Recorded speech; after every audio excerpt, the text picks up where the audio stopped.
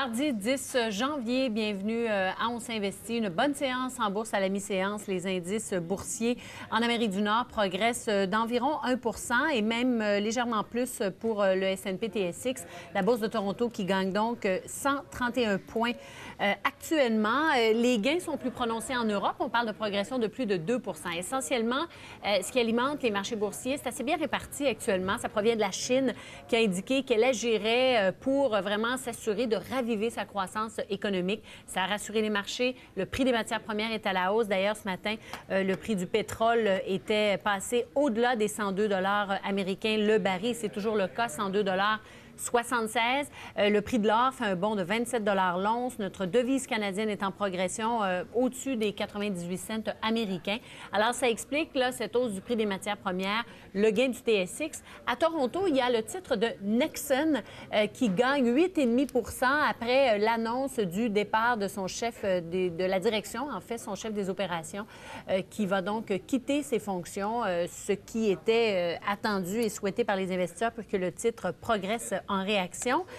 Maintenant, donc, il y a également les bonnes nouvelles en provenance des États-Unis avec ces résultats d'Alcoa. Ça semblait mitigé à prime abord comme portrait. Alcoa qui a affiché une perte nette, une première depuis le second trimestre de 2009, perte de 191 millions parce que le prix de l'aluminium a baissé en 2011, mais les revenus ont progressé de 6 à près de 6 milliards. C'était supérieur aux attentes. Et en plus de ça, on a de bonnes perspectives pour 2012. Alors ça aussi, ça encourage les marchés boursiers. Et en Europe, entre autres, la note AAA de la France ne serait pas menacée selon Fitch pour l'ensemble de l'année 2012. Ça apaise quand même, ça soulage quand même quelque peu les investisseurs. Mais on réagit ensemble à toutes ces nouvelles-là. On y va tout de suite de notre revue des marchés des fonds communs de placement en compagnie de Michel Marcoux d'Avantage Services Financiers. Bonjour Michel. Bonjour Sophie. Une bonne année. Bien écoutez, oui, merci. Puis je pense qu'on commence bien aussi. Ça a été, depuis la semaine dernière, ça va très bien. Alors si on regarde la semaine dernière, on a eu quand même une excellente semaine avec 1,95 de hausse dans le marché du TSX. Le Dow Jones, 1,25, excellent aussi. S&P, 1,67, Nasdaq, 2,65 et même le Shanghai, 1,20. Ça fait longtemps qu'on avait vu ça, une semaine où tout augmente en même temps. Si on regarde maintenant par secteur dans les milieux des fonds mutuels, fonds d'action canadienne, 2 excellente semaine. Fonds d'obligations canadienne, 0,1 Fonds d'action américaine, 2,4 Fonds d'action international avec 0,7 Fonds équilibré, 0,9 Fonds de petite capitalisation canadienne, excellent, avec 2,5 Fonds d'action de revenus, qui sont nos fonds de dividendes, avec 1,1 Fonds de ressources naturelles, 3,3 Évidemment, c'est ce qui fait monter souvent notre indice, avec les métaux précieux qui ont augmenté de 4,6 Excellente semaine. Voilà. Alors, un bon départ pour 2012. D'ailleurs, à New York, là, le S&P 500 qui a atteint un sommet de 5 mois, étant donné ses gains des derniers jours. Exactement. Vous voulez parler tout de suite du fonds de la semaine? Le fonds de la semaine, oui, parce qu'on a beaucoup de choses à parler aujourd'hui. Alors, on va accélérer un petit peu. En fait, c'est le Hedgepoint Global, qui est un fonds mondial. On a déjà reçu ici M. Pierre Novak, qui est vice-président d'Edgepoint. C'est un fonds qui a eu 3 ans à la fin du mois de novembre. C'est un fonds mondial qui, beaucoup de gens, on dit souvent qu'il faut acheter des fonds avec le plus grand historique possible. Oui, ce fonds-là a seulement 3 ans. Pourquoi on le recommande et pourquoi que je le recommande depuis le jour 1? Bien, c'est pour ses gestionnaires. Ce fonds-là est géré par 2 personnes principalement, qui sont M. Tai Boussada, qui est un Québécois qui vient de Cowansville et qui a travaillé pour Trimark pendant de nombreuses années. Donc, on a une feuille de route pour Tai, qui est au moins de 15 ans, et son associé, M. Jeff McDonald, qui lui aussi a 15-20 ans d'expérience dans l'industrie, qui était aussi chez Trimark. Et si les gens se rappellent, vous savez, le fonds Trimark, quand il était géré vraiment par la compagnie Trimark, c'était un des meilleurs fonds qu'il y a jamais eu dans le marché, sauf pendant la période de haute technologie où c'était un fonds qui s'était retrouvé dans la cave. Parce que pas vraiment présent. Parce que les gestionnaires n'achetaient pas tout ce qui touchait l'informatique, tout ce qui touchait l'Internet. Ils n'achetaient absolument rien. Alors, pendant plusieurs mois, ils ont passé pour des gens qui avaient manqué le bateau. Sauf que quand on a eu la bulle, bien évidemment, ils sont redevenus à leur place parmi les meilleurs. C'est un petit fonds. En fait, c'est 800 millions d'actifs sous gestion à peu près. Mais si on regarde sur les 3 dernières années, c'est un fonds qui a fait 11,1 alors que la médiane de ce secteur-là a fait 6,4 C'est presque le double du marché. La même chose sur 2 ans, 5 pour 1,5 et l'an de la dernière année, 2 de rendement pour une médiane de moins 2,4 C'est un excellent fonds. C'est un fonds mondial. C'est un fonds qui est beaucoup réparti actuellement aux États-Unis. Ty Boussala me disait qu'actuellement, il y a beaucoup de titres, à son avis, qui sont très intéressants là. Pour ceux qui s'intéressent, il y a du RIM dans mon portefeuille habituellement. En tout cas, je lui ai parlé avant Noël, puis il croit encore à cette compagnie-là. Évidemment, ça ne représente pas un gros pourcentage de son portefeuille, mais je sais que dans la dernière année, il y a eu beaucoup de volatilité dans le marché. Il a acheté souvent, puis il en a vendu aussi beaucoup. Donc, il y a eu des prises de profit à court terme, même si l'objectif de Ty, c'est toujours de garder un titre 5 ans. C'est son horizon de placement, c'est minimum 5 ans. Alors, pour ceux qui veulent aller, en tout cas, au niveau international, mondial, je pense que ça vaut la peine de regarder ça. C'est pas toujours un fonds qui va toujours être parmi les meilleurs. Si, par exemple, on a des bulles comme on a connu à la fin des années 90, début des années 2000, ils suivent pas les modes. Donc, on gère plus de façon absolue. Absolue. Ils cherchent des bonnes entreprises, ils veulent pas payer cher, ils cherchent des profits, ils cherchent des compagnies peu de dettes. Si ça répond pas aux critères, bien, c'est tout, ils n'achètent pas.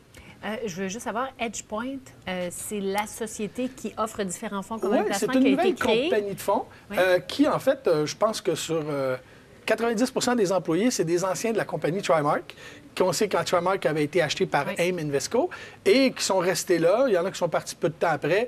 Puis finalement, j'ai cru comprendre que tout le monde trouvait le temps long où il était et ils ont décidé de se travailler ensemble. Que les gens qui sont là ont tous au minimum 15-20 ans d'expérience. Alors, tout est partout. EdgePoint offre combien de fonds et quel en est fait, ils ont un fonds d'action canadien, un fonds d'action mondial, un fonds équilibré mondial, un fonds d'action canadien. Point final. D'obligation. Non, équilibré mondial, équilibré canadien. C'est tout. Puis vous les avez en version... pas de taxe, parce que vous savez, on a une petite taxe qui s'impose maintenant en Ontario. Ils ont la version Québec. C'est très simple comme famille de fonds. Ils ne prévoient pas avoir d'autres fonds avant longtemps. Ils veulent garder ça, des frais de gestion qui est actuellement un petit peu élevé à 2,28. C'était mon autre question. Mais leur objectif, c'est de descendre ça à 1,88. Mais évidemment, plus ils vont avoir d'actifs, plus c'est facile de diminuer les frais de gestion. Mais malgré tout ça, il ne faut pas regarder le rendement, faut pas regarder le frais de gestion, mais il faut regarder ce qui vous reste dans les poches.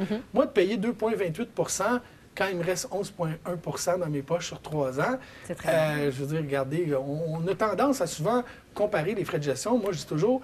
Quand c'est un bon joueur de hockey, on est prêt à donner des millions parce qu'il compte beaucoup de buts. La même chose des gestionnaires. Quand ils font un bon travail... On donne des millions des fois quand ils ne comptent pas de buts. Pensez pas aux millions que vous allez mettre dans... Pensez aux millions que vous allez mettre dans leur poche peut-être, mais les millions que vous allez mettre aussi dans les vôtres. C'est le net. C'est le net. C'est comme ça qu'il faut le regarder. Comme un joueur de hockey. Ce que je voulais faire aujourd'hui, c'est une petite vision. C'est qu'on sait à chaque année, il y a des économistes de différentes banques qui s'amusent à... Bien, qui s'amusent. Non, ils ne s'amusent pas, mais ils travaillent fort pour essayer de faire des prévisions de ce que va être l'année 2012. Je ne me suis pas attardé à ce que les gens prévoient pour 2012 pour la simple et bonne raison, c'est que je ne crois pas à ce genre d'exercice. Puis on voit à chaque année, toutes les grandes institutions financières, toutes les grandes banques, les grandes compagnies d'assurance vont émettre, par leurs économistes, des opinions à savoir combien le marché boursier va faire dans la prochaine année. Je trouve ça toujours futile, puis rappelez-vous, M. Buffett dit toujours, si vous passez plus que 5 secondes, je crois, par année, essayez de prévoir l'avenir, vous perdez votre temps. C'est ce que je pense aussi. Puis j'ai regardé l'année passée, parce que je ne veux pas nommer de nom d'économistes ou de grandes institutions, c'est pas le but. Ces gens-là le font parce que les investisseurs veulent que ces gens-là veulent un chiffre. Et je pense qu'il faudrait faire très attention à ça. Mais pour vous donner un exemple, l'année passée, le marché du S&P TSX a fait moins 11 Si on prend le plus optimiste des gestionnaires, des économistes, ils prévoyaient un marché de 15 à la hausse. Et le plus pessimiste prévoyait 8 Donc, il y a une différence entre les deux entre moins 19 et moins 26. De 19 à 26 de différence entre ce que le marché a fait et ce qu'on prévoyait au niveau des économistes. Si on prend le S&P 500, le marché l'année passée a fait 0 Le plus pessimiste prévoyait 10 dans le marché, le plus optimiste 16 C'est 10 et 16 de différence, c'est énorme. Et l'année d'avant, c'était aussi la même chose. Les gens prévoyaient entre 0 et 15 pour le marché canadien. Le marché canadien a fait 30 Alors, c'est vraiment le genre de choses qu'on lit, que je lis aussi à chaque année, par curiosité, mais qu'on se rend compte d'une année à l'autre, il y a tellement d'éléments qui peuvent varier. Une guerre... Un facteur, c'est ce que j'allais dire. Une guerre, un facteur peut tout chambouler et faire en sorte que ce chiffre-là n'est plus bon. Oui. Et ce qui est intéressant de lire, c'est souvent les lignes autour, c'est-à-dire ce que l'on recommande comme type de portefeuille, quel positionnement on recommande. Ça, de ce côté-là, il y a beaucoup plus de fondamental et de fondements liés à ça. Là. Exactement. Alors, on lit ça, on le regarde, c'est intéressant, on regarde les arguments, comme dit, ce qu'il y a alentour, mais ces chiffres-là veulent absolument rien dire, puis ces gens-là ne sont pas devins. Alors, puis pourtant, ces gens-là utilisent toutes les mêmes données, toutes les mêmes méthodes, hein, il n'y a pas 12 millions de façons, mais arrivent à des chiffres avec une disparité tout à fait incroyable. Et souvent, on ne voit et on ne porte attention qu'aux chiffres, oui. mais en réalité, ce chiffre-là est basé sur des hypothèses. Oui, exactement. Alors, le travail qu'ils font est un travail rigoureux, qu'ils font bien en fonction de leurs hypothèses, mais à partir du moment où il y a une hypothèse supplémentaire ou un facteur supplémentaire qui s'ajoute, leur scénario ne tient plus nécessairement, même si le travail a été bien fait. C'est ça qu'il faut comprendre. Puis si vous les retrouvez, ces documents-là, je pense sur Internet, c'est assez facile. Vous allez vous rendre compte, par exemple, il y a des titres qu'on a recommandés qui sont intéressants, qui ont bien fait l'année passée. Mais par exemple, Research Emotion. C'est ça exactement, qui est le meilleur exemple, que beaucoup de gestionnaires l'année passée qui avaient confiance en ce titre-là, et on a vu ce qui s'est passé. Donc, faites très attention. Puis quand on dit on place ses sous pour le long terme, bien, je pense qu'il faut s'y tenir, surtout pas réagir à court terme. Maintenant, les nouvelles de la semaine, parce qu'il nous en reste, il nous reste encore un petit peu de temps. Alors, d'abord, je citerai M. Peter Lynch qui disait « Rien ne sert de se presser. Vous avez tout le temps d'identifier et de reconnaître des entreprises exceptionnelles. On voit des fois les gens, les investisseurs qui sont pressés, là, qui ont des sous de la liquidité, puis ils veulent investir.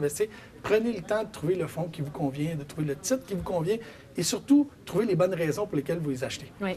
Parce que beaucoup de gens, on voit souvent par les questions, les gens, je devrais vendre, acheter. Finalement, on se demande pourquoi ces gens-là ont acheté certains titres ou certains fonds.